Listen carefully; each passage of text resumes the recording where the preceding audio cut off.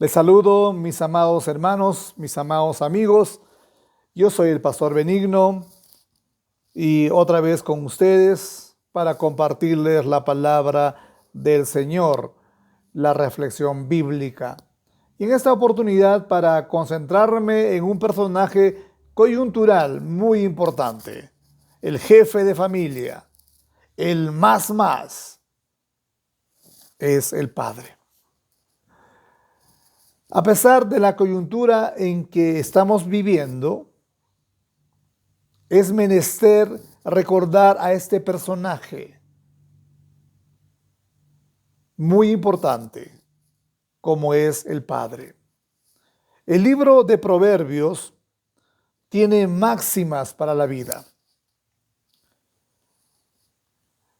para la conducta, la vida diaria, el caminar diario. Y me he permitido acudir a este libro para rescatar dos versos que se encuentran en el capítulo 20, versículos 6 y 7. Dice así: muchos hombres proclaman su propia bondad, pero hombre de verdad, ¿quién lo hallará? Camina en su integridad el justo. Sus hijos son dichosos después de él.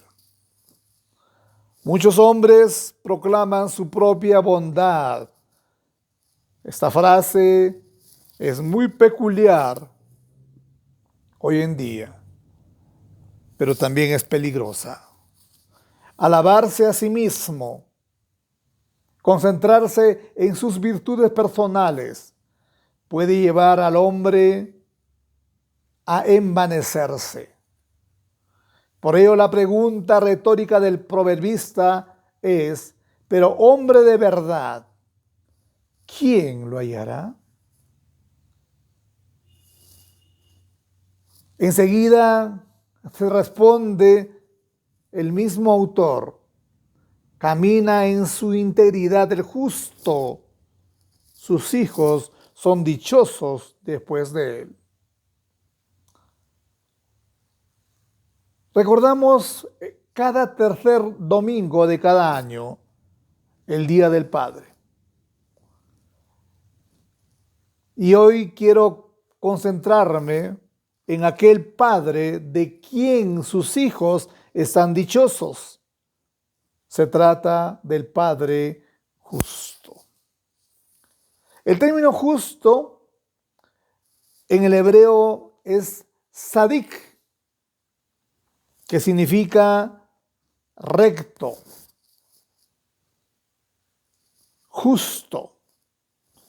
En su significado extendido significa al que no se le puede culpar de ningún delito. Y para ilustrar a este hombre justo del que habla Proverbios, vamos a acudir al Nuevo Testamento, a leer en Mateo 1:19. Dice así: y José su marido, como era justo, no quería infamarla o difamarla, quiso dejarla secretamente. Este pasaje de la Biblia se define a José como un hombre justo. En el original griego significa dikaios, que lleva la connotación de aprobado por Dios. Justo se relaciona con la conformidad del estándar de Dios. Este pasaje de la Biblia vamos a analizarlo poco a poco. Si bien es cierto que la Biblia también dice que no hay justo ni aun uno, ¿cómo es esto entonces? Explico. rápidamente. Cuando dice la Biblia que no hay justo ni aun uno, está refiriéndose a la justificación para salvación. En ese sentido, no hay justo ni aun uno, porque nadie puede trabajar para su propia justificación delante de Dios para salvación. Pero hay hombres justos en su estándar ético de su rectitud como ser humano en su desenvolvimiento en la sociedad. No solamente José, llámese Job, de quien se dice que era apartado del mal. Daniel es otro ejemplo. Pero en esta oportunidad vamos a concentrarnos en la vida de José. ¿Por qué José es definido en la Biblia como un hombre justo? Vamos a analizar a este hombre. El hombre justo no es guiado por sus pasiones. Dice Mateo 1:18, el nacimiento de Jesucristo fue así, estando desposada María, su madre, con José, antes que se juntasen, se halló que había sido concebido del Espíritu Santo. El desposorio era un compromiso similar al matrimonio. En tiempo bíblico representaba un acuerdo que tenía tan igual peso como la boda en el pueblo judío. Ni el enamoramiento ni la atracción eran la base para el matrimonio. Este acto del desposorio consistía en un compromiso formal que se hacía ante testigos, además de los padres, por supuesto. Era de esperarse que la pareja comprometida se considerara marido y mujer, y también se esperaba que fueran mutuamente fieles. María y José eran desposados. Mateo, el evangelista, llama a José su marido. Las leyes eran muy rigurosas a quien atentaba, a quien violentaba el desposorio, porque eso era considerado como adulterio y se castigaba con la lapidación, con la muerte. Sabemos que María quedó embarazada antes de unirse a José. Y éste tenía todo el derecho de acusar a María y de denunciarla por adúltera y mandar a matarla a pedradas. Pero no lo hizo. Él tomó la decisión de no dejarse guiar por sus celos de varón traicionado. José era un hombre justo y no quería exponer la vergüenza pública y resolvió divorciarse de ella en secreto. José demostró con esta actitud que él tenía dominio propio. Hoy en día necesitamos esos hombres justos y los hay. Claro que sí. Un hombre que domine sus pasiones. Un hombre que guarda el equilibrio emocional. Todavía en este tiempo donde se requiere que el jefe de familia muestre una tranquilidad.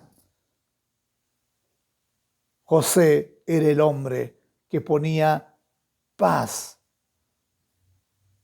Y en esta ocasión, pues, demostró su serenidad al no dejarse guiar por los celos de un hombre traicionado.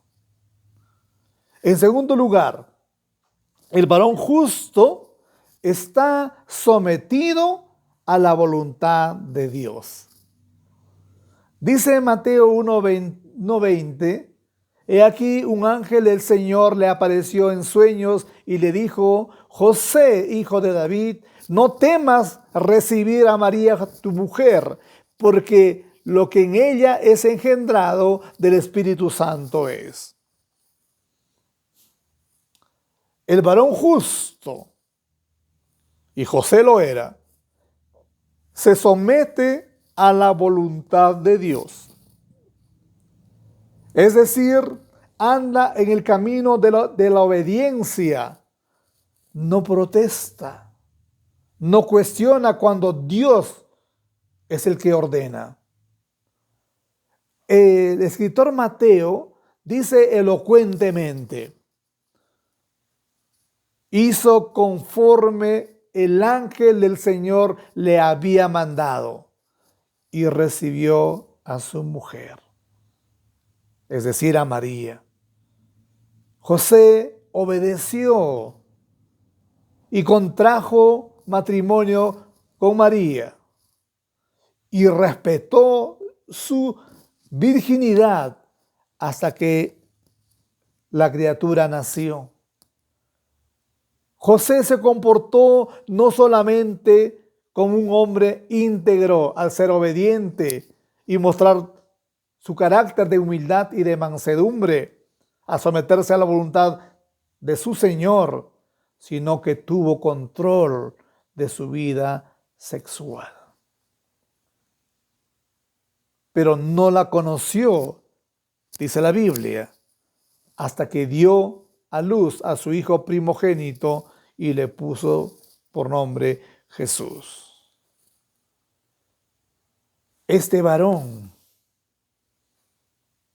tuvo el control pasional.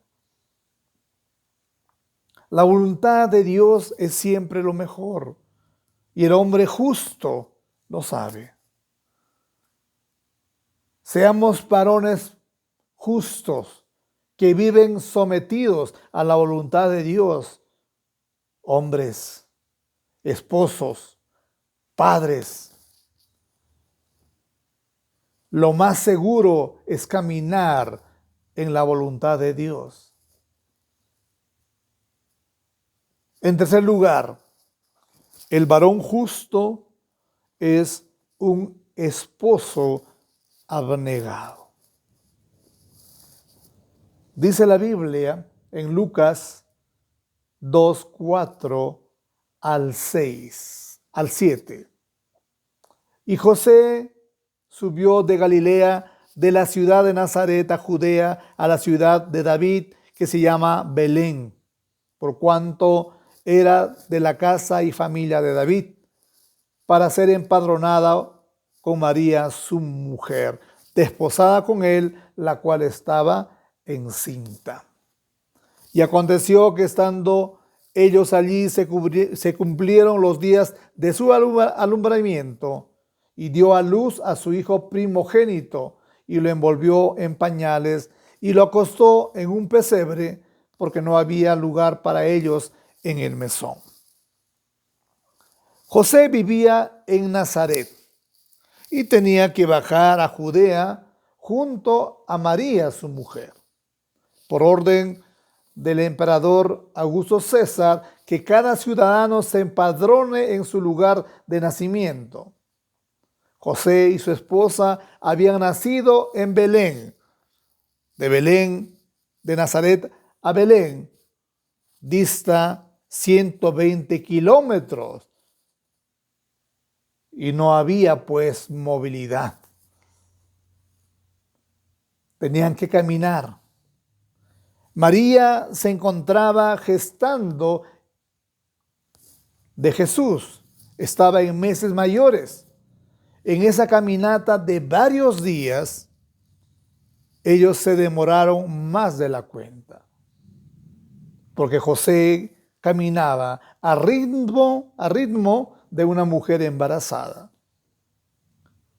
Llegaron a Belén demasiado tarde, dado que dice la Biblia que no había alojamiento en Belén. Los alojamientos estaban todos ocupados. Lucas registra ese episodio, que no había lugar para ellos en el mesón. No hubo reproches ni acusaciones. La actitud de José es impresionante al mostrar serenidad y consideración tierna para con su esposa. Al llegar a Belén observamos que ella estaba con contracciones y dolores de parto. Y un mesonero, o también traducido puede llamarse un hotelero, les ofreció un establo de animales. Ellos se acomodaron allí y empezó el trabajo de parto. Muy probablemente que fue José quien también ayudó y asistió en el parto. En tiempos de Jesús, era inusual que un varón atendiera un parto, pero en este caso era una emergencia y además un acto de ternura. Hoy en día se oye decir, él es un buen padre, pero es un mal esposo.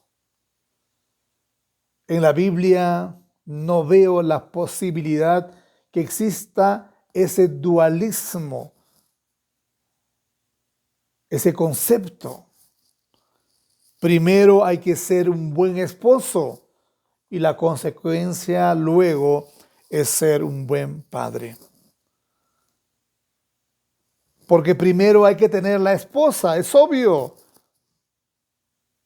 y amarla y cuidarla para luego tener prole. Los hijos seguros de sí mismos son aquellos que han observado la unidad de sus padres.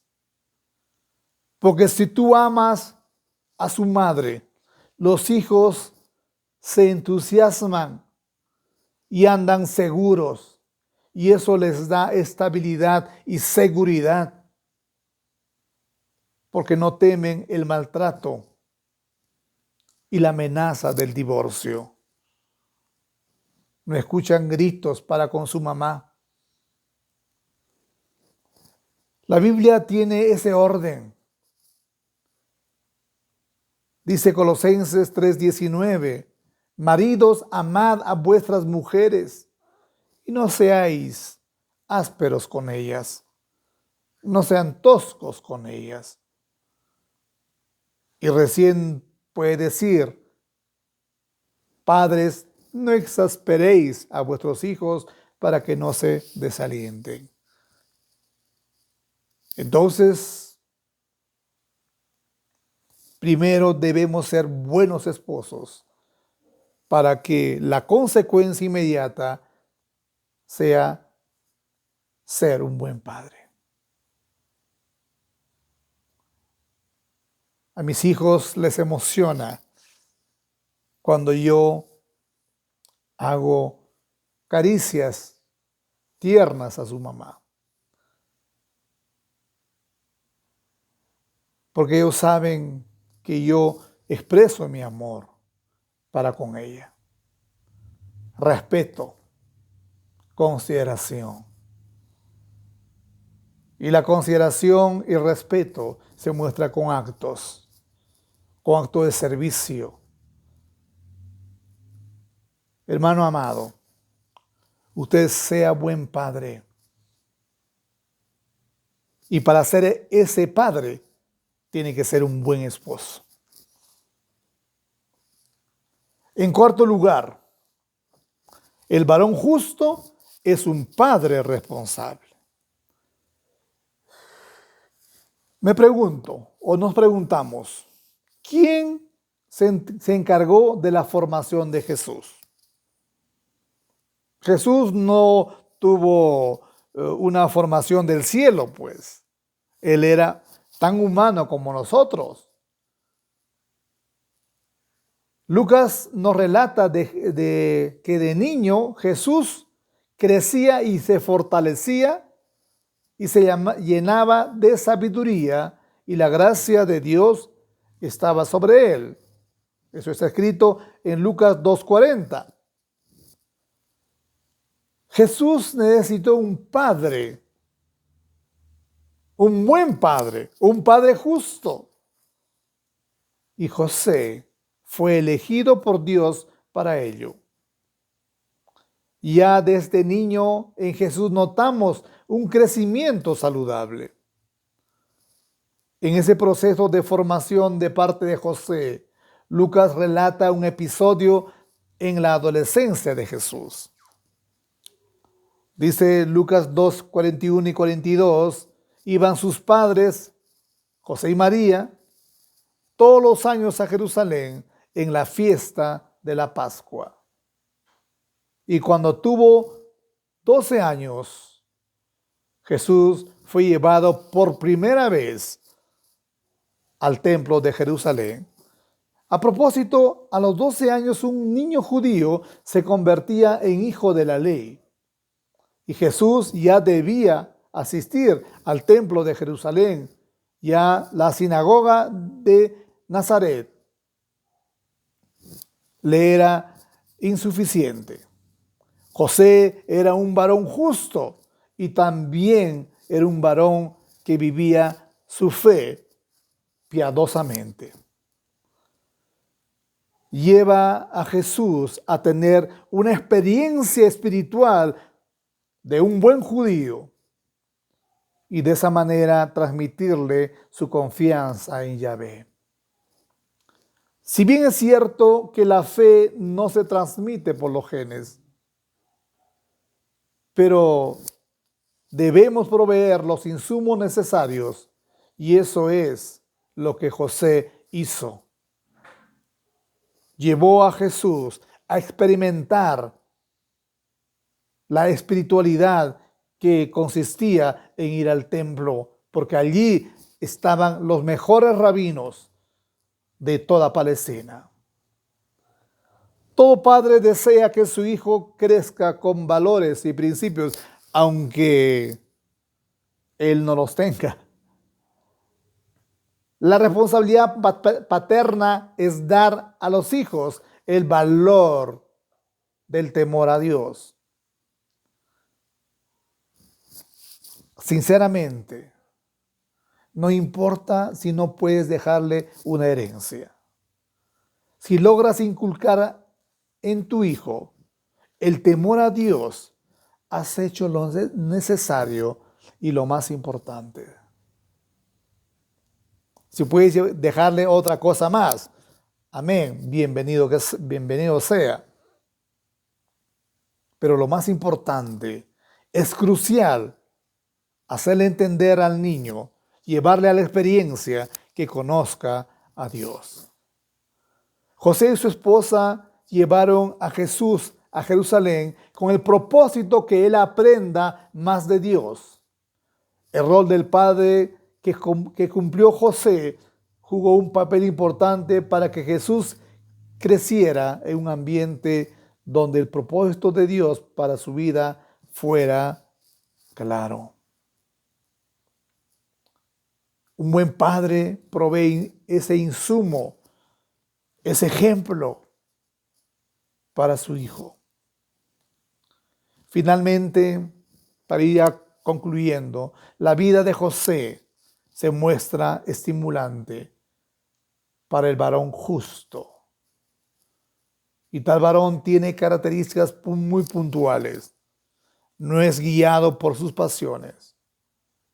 Está sometido a la voluntad de Dios. Es un esposo abnegado. Es un padre responsable de la formación, sobre todo espiritual, de los hijos. Jesús es presentado como un modelo de un crecimiento óptimo del ser humano. ¿Y quiénes estuvieron de la formación de Jesús? Eran María y José tenía un rol preponderante, donde José era el líder de familia. Dice Lucas 2:52, Jesús crecía en sabiduría, en estatura, en gracia para con Dios y los hombres, equilibrado en sabiduría, físicamente, en gracia para con Dios. Su vida espiritual era óptima, que ya en gracia para con los hombres. Jesucristo se desarrolló de esa manera. Un niño equilibrado que tiene la certeza de que es un padre amoroso, un padre justo. Yo quiero decirles, hermanos amados, sean como José. Es un poco complicado quizá, pero esfuércense en ser buenos padres que tengan la cualidad de dominar sus pasiones, de no alterarse, de tener equilibrio emocional, de hacer la voluntad de Dios, de ser buenos esposos y de ser buenos padres que guían a sus hijos a la experiencia espiritual. Bendecido y amoroso Día del Padre a todos los padres íntegros de corazón que practican la justicia, la verdad y el amor. Dios me los bendiga. Muchas gracias, hermanos amados.